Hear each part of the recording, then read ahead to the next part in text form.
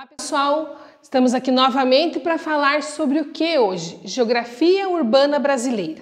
Nós vimos na última aula alguns conceitos sobre a urbanização, né? Cidade, metrópole, metropolização, e hoje nós vamos ver como cresceu, como se formou o espaço urbano brasileiro, o Brasil.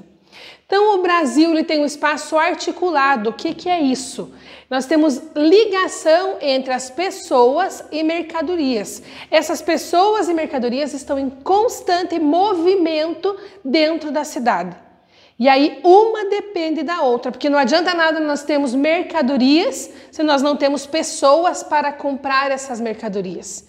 Mas também não adianta nós termos só as pessoas e não tem as mercadorias, porque as pessoas não têm do que viver. É claro que antigamente as pessoas viviam da caça e da pesca, mas hoje no ambiente urbanizado, né, nas cidades, nós não vamos ter essa caça, essa pesca e essa plantação no meio dos centros urbanos. Lembrem que nós vimos lá a diferença entre espaço urbano e espaço rural. O espaço urbano é onde tem as cidades, o desenvolvimento, as construções. Então o espaço urbano é chamado de cidade. E o espaço rural, como o nome já diz, é a área rural. Esse espaço urbano também ele é fragmentado. Como assim fragmentado? Ele é dividido. Ele é dividido principalmente devido à posição econômica. E aí nós vamos conseguir ver espaços, daqui a pouquinho ainda nessa aula, espaços que são destinados, entre aspas, à população de classe média e alta e espaços destinados à população de classe mais baixa. Quer dizer que existe uma determinação que vai destinar um espaço para cada um? Não, mas existe uma divisão mesmo que sem querer. Vamos ver lá. Segregação espacial no Brasil. Ela se reproduz quando determinado grupo de pessoas é excluído de um espaço, sendo impedido da livre escolha quanto à localização do seu assentamento.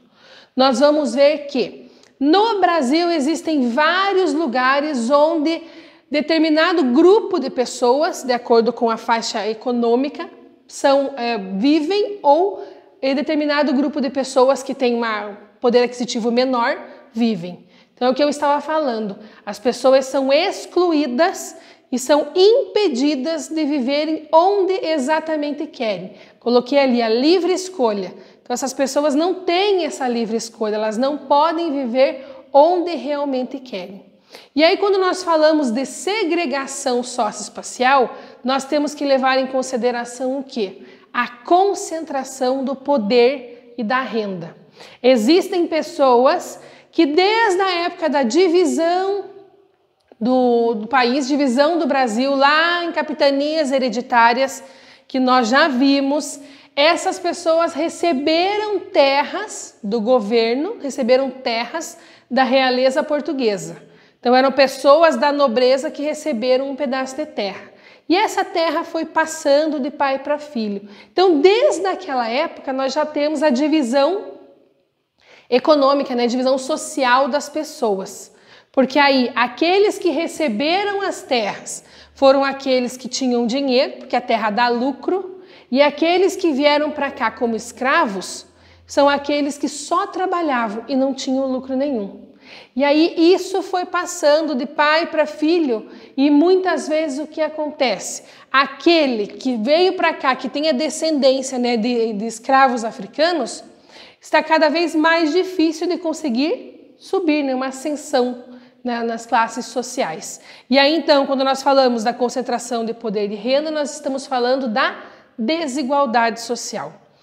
Nas cidades, nos centros urbanos, nós conseguimos ver cada vez mais a desigualdade social. Por que na área rural não? Porque na área rural todos trabalham no campo e vivem do seu trabalho. Aqueles que têm um pouco mais de dinheiro trabalham no campo e vendem o que produz. Aqueles que têm menos dinheiro trabalham no campo e consomem o que produz. Mas todos estão vivendo ali praticamente da mesma maneira.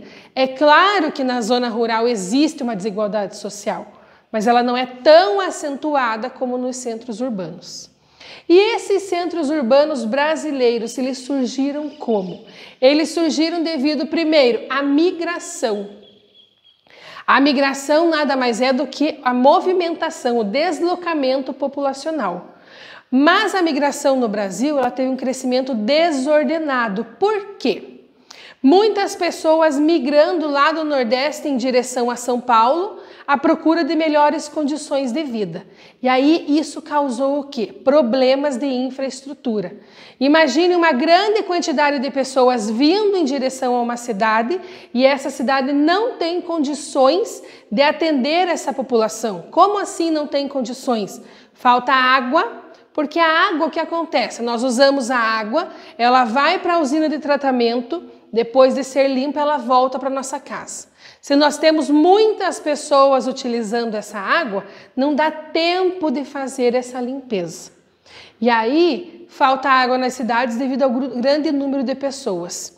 Falta moradia, falta emprego, causam congestionamentos porque muitas pessoas vindo.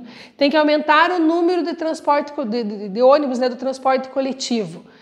Maior número de automóveis. Então, essa migração vai causar um grande problema urbano. Por quê? Porque a cidade não está preparada para isso. E isso já acontece há muito tempo e continua acontecendo. Próximo fator que contribuiu para o surgimento das favelas no Brasil, o êxodo rural. Mas não é a mesma coisa que migração?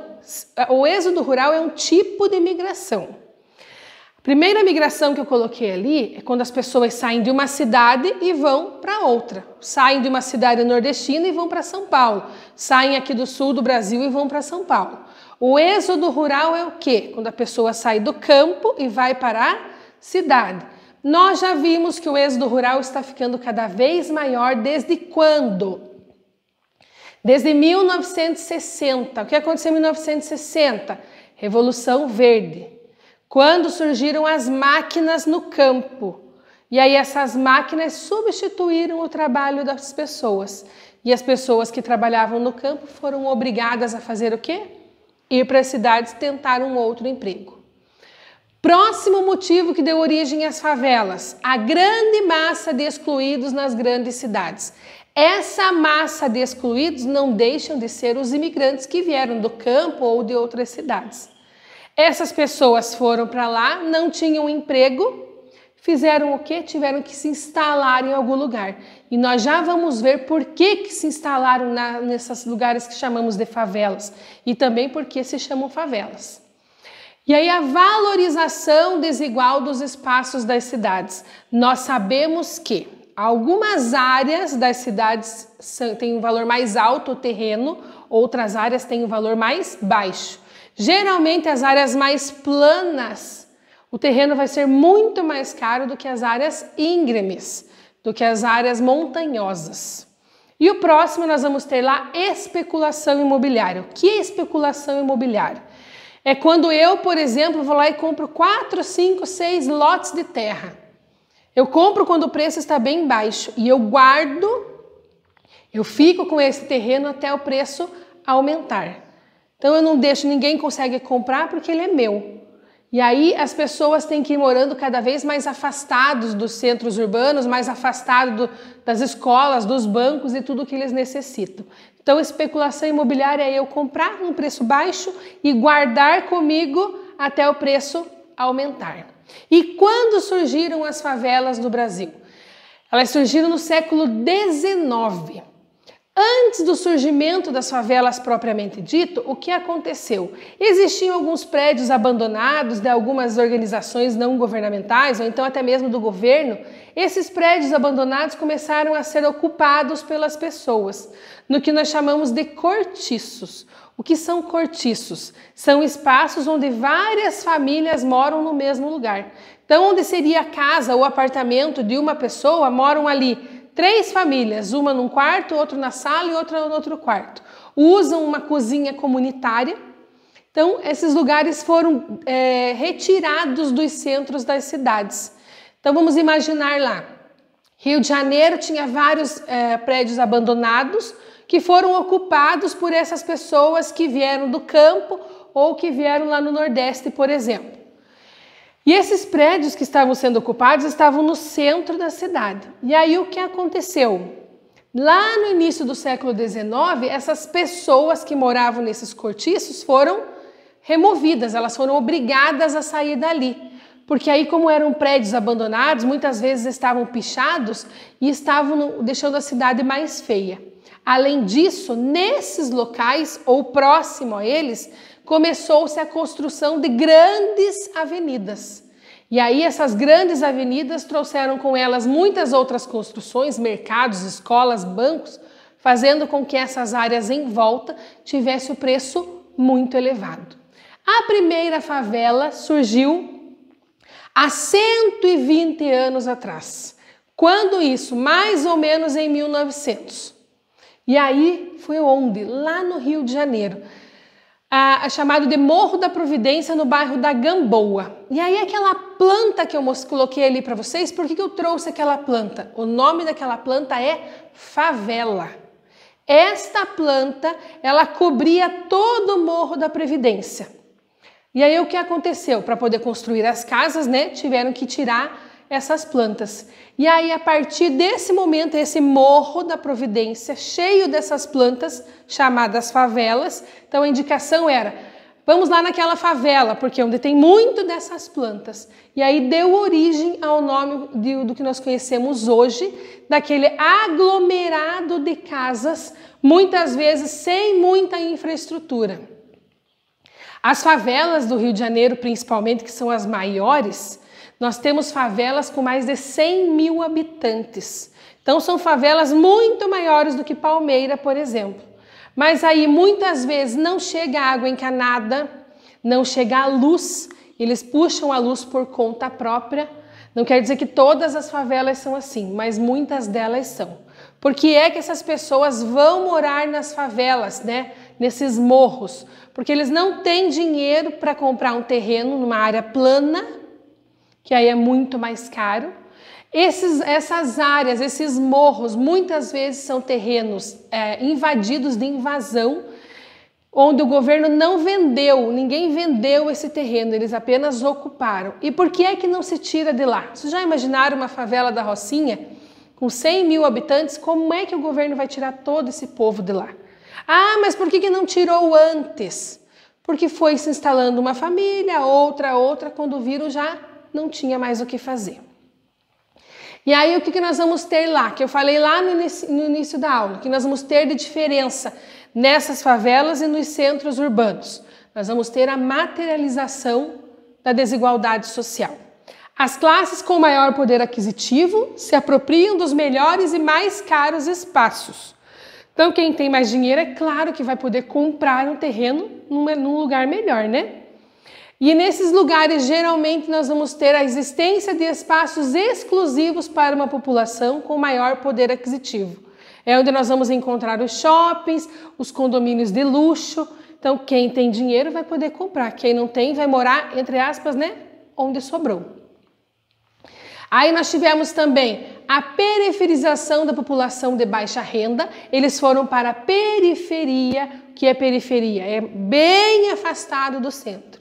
Quanto maior a cidade, mais afastado do centro fica a periferia. E aí, muitas vezes, essa periferia não vai ter a infraestrutura necessária para a população sobreviver. Pelo menos água encanada e luz elétrica. Áreas periféricas desarticuladas, como eu falei, com falta de infraestrutura e transporte. E aí, muitas vezes, tem que andar muito tempo para poder chegar até o transporte coletivo e depois poder ir trabalhar. Então, além de ter que andar muito tempo de transporte coletivo, tem que andar até chegar lá. E a construção das favelas. Então, nós vimos hoje, gente, como surgiram as favelas, né?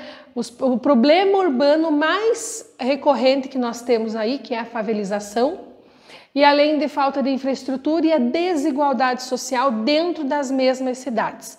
Também vimos o surgimento da primeira favela no Brasil. É claro que hoje nós não sabemos nem contar quantas tem. Espero que vocês tenham aprendido e façam as atividades com bastante atenção. Até a próxima aula!